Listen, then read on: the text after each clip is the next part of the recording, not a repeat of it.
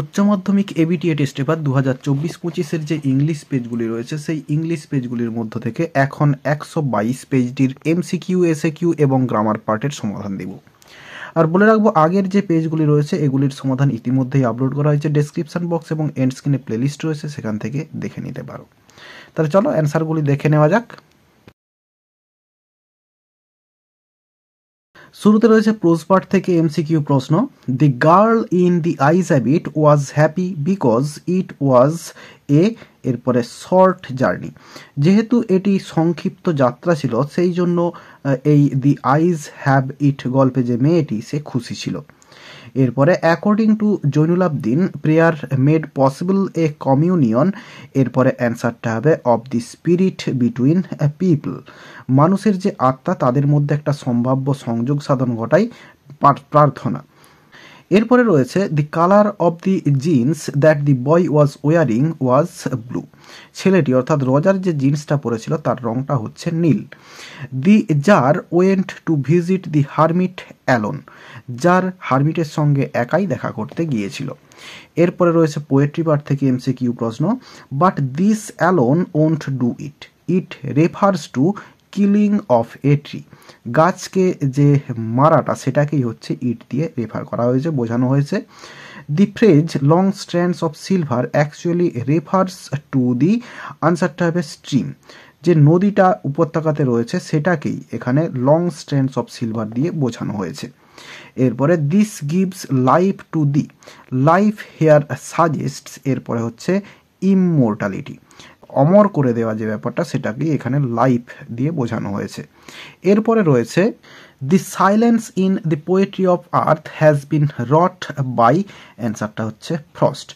যে সাইলেন্সটা যেটা হচ্ছে তৈরি করে সেটা হচ্ছে ফ্রস্ট। এরপরে রয়েছে ড্রামা পার্ট থেকে এমসিকিউ প্রশ্নে। Before coming to Lomov Natalya has been, আনসারটা হবে সেলিং পিস। এরপরে রয়েছে Lomov describes Chubukov's mother as, এরপরে হচ্ছে হাম্প ব্যাকড অর্থাৎ পিঠ কুঁজো বলে হচ্ছে ডেসক্রাইব করেছিল লোমোভ যুবকোভের মাকে। Lomov inherited his land from his, আনসারটা হবে আন্ট অ্যান্ড হার হাজব্যান্ড। তার আন্ট এবং তার যে স্বামী তার কাছ থেকে লোমোভ এই যে জমিগুলো সেগুলো হচ্ছে পেয়েছিল। এরপরে the expression demon of contradiction means, অ্যান্সারটা হবে এ মুড অফ আর্গুমেন্ট, অর্থাৎ ঝগড়া করার যে মুড সেটাকেই এখানে ডেমন অফ কন্ট্রাডিকশন এটা হচ্ছে দিয়ে বোঝানো হয়েছে। এরপরে প্রোজ পার্ট এবং পোয়েট্রি পার্ট থেকে এসএকিউ প্রশ্নগুলি রয়েছে, এগুলো খাতায় লিখে দেখাচ্ছি। প্রোজ পার্ট থেকে এসএকিউ প্রশ্নে শুরুতে রয়েছে how did the narrator of the ice have it know that the girl wore slippers. এই কোশ্চেনটা ঠিক আগের পেজেও পাওয়া গিয়েছে। তো ন্যারেটর কিভাবে বুঝতে পেরেছিলেন যে মেয়েটা চটি জুতো পরেছিল। The narrator of the ice have it knew that the girl wore slippers from the way they slapped against her heels. তার গোড়ালিতে যেভাবে আঘাত করছিল চটি জুতোগুলো সেখান থেকেই ন্যারেটর বুঝতে পেরেছিলেন যে সে চটি জুতো পরেছিল। এরপর হচ্ছে what did the narrator of the ice have it want to know from the new passenger. নতুন যাত্রীর কাছ থেকে ন্যারেটর কি জানতে চেয়েছিলেন।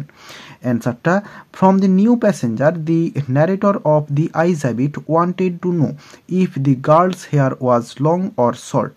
মেয়েটির চুলগুলো লম্বা ছিল না ছোট ছিল সেটা জানতে চেয়েছিলেন এই নতুন প্যাসেঞ্জারের কাছ থেকে। এরপর রয়েছে who would wait outside the mosque to meet Kalam's father. কালামের বাবার সঙ্গে দেখা করার জন্য কারা বা কে অপেক্ষা করত এই মসজিদের বাইরে। People of different religions would wait outside the mosque to meet Kalam's father.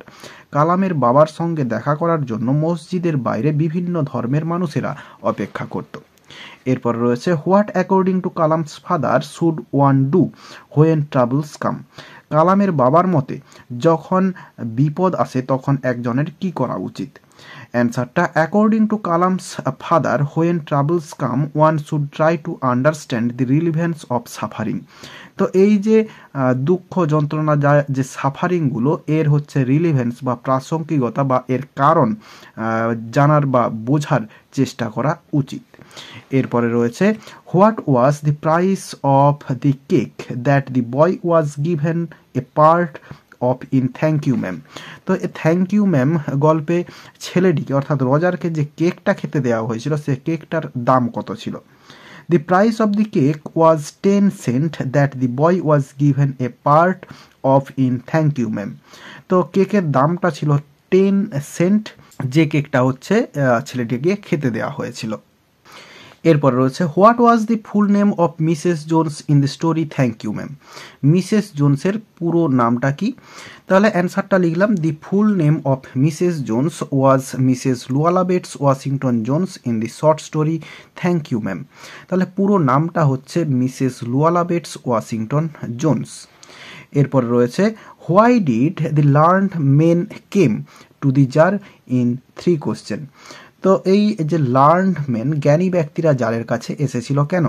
অ্যান্সারটা in 3 questions the learned men came to answer the czar's questions.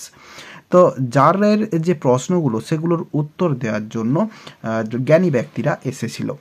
এরপর রয়েছে what did the wounded man promise to the jar in 3 questions. তো এই আহত ব্যক্তিটা জারকে কি কথা দিয়েছিল? অ্যান্সারটা in 3 questions the wounded man promised the czar that he would serve the czar as his most faithful slave. তার সব থেকে বিশ্বাসী চাকর হিসেবে তার সেবা করবে, এটা সে প্রমিস করেছিল। এরপরে রয়েছে পোয়েট্রি পার্ট থেকে এসে কিউ প্রশ্নে how according to Gieve battle has the tree grown. তো এই গিভ ব্যাটেলের মতে একটি গাছ কিভাবে বড় হয়েছে? অ্যান্সারটা according to Gieve Patel the tree has grown slowly by consuming the earth, feeding off its crust and absorbing years of sunlight, air and water. এরপরে রয়েছে which expressions suggest that the tree is personified in the poem on killing a tree. তো বলছে কোন এক্সপ্রেশনসগুলো suggest করেছে যে গাছটিকে পার্সোনিফাইড করা হয়েছে বা গাছের ওপর ব্যক্তিত্ব আরোপ করা হয়েছে। তাহলে the expressions the bleeding bark will heal, slowly consuming the earth suggest that the tree is personified in the poem on killing a tree. তাহলে এই দুটো এক্সপ্রেশন দিয়েই বোঝানো হয়েছে যে গাছকে বা গাছের ওপর ব্যক্তিত্ব আরোপ করা হয়েছে। এরপর রয়েছে what is the verse form of the poem asleep in the valley. তো অ্যাসলিপ ইন দি ভ্যালি কী ধরনের কবিতা? অ্যান্সারটা the poem asleep in the valley is a Petrarchan sonnet. Petrarchan sonnet হচ্ছে এই অ্যাসলিপ ইন দি ভ্যালি। এরপর রয়েছে what does the concluding line of the poem asleep in the valley reveal. Asleep in the valley কবিতার যে শেষ দুটো line সেটা হচ্ছে কি ব্যক্ত করেছে বা কি বুঝিয়ে দিয়েছে? অ্যান্সারটা the concluding line of the poem asleep in the valley reveals that the young soldier is a victim of war. যুদ্ধের ভিকটিম বা যুদ্ধে সে হচ্ছে ভিকটিম হয়েছে বা যুদ্ধের কজুয়ালিটিস বলা যেতে পারে এই ইয়াং সোলজার, এটা হচ্ছে শেষ দু লাইন ব্যক্ত করেছে। এরপরে and often is his gold complexion dimmed, whose complexion is referred to here. এখানে কার গোল্ড কমপ্লেক্সানের কথা বোঝানো হয়েছে? এই কোশ্চেনটা আগের পেজেও পাওয়া গিয়েছে। The gold complexion of the sun is referred to hair.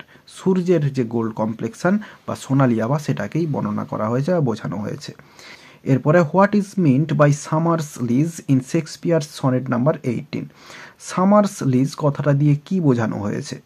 In Shakespeare's sonnet number 18 the phrase summer's lease means the duration of summer season which is very short. অর্থাৎ গ্রীষ্মকালের যে স্থায়িত্ব ডিউরেশন সেটাকে বোঝানো হয়েছে, যেটা হচ্ছে খুব সংক্ষিপ্ত। এরপর রয়েছে he has never done with his delights, whose delights are spoken of here. কার এই আনন্দের কথা এখানে বোঝানো হয়েছে? অ্যান্সারটা the grasshopper's delights are spoken of here in the above line. তো গ্র্যাস হপারের যে আনন্দ সেটাকেই বোঝানো হয়েছে। এরপর রয়েছে what seasons do the grasshopper and the cricket symbolise. তো গ্র্যাস হপার এবং ক্রিকেট কোন জিনিসটাকে বা কোন ঋতুগুলিকে সিম্বলাইজ করেছে? তাহলে দি grass hopper symbolises the summer season and cricket symbolises winter season. তাহলে গ্র্যাস হপার গ্রীষ্ম ঋতুকে সিম্বলাইজ করছে আর হচ্ছে ক্রিকেট সিম্বলাইজ করছে উইন্টার সিজন বা শীত ঋতুকে।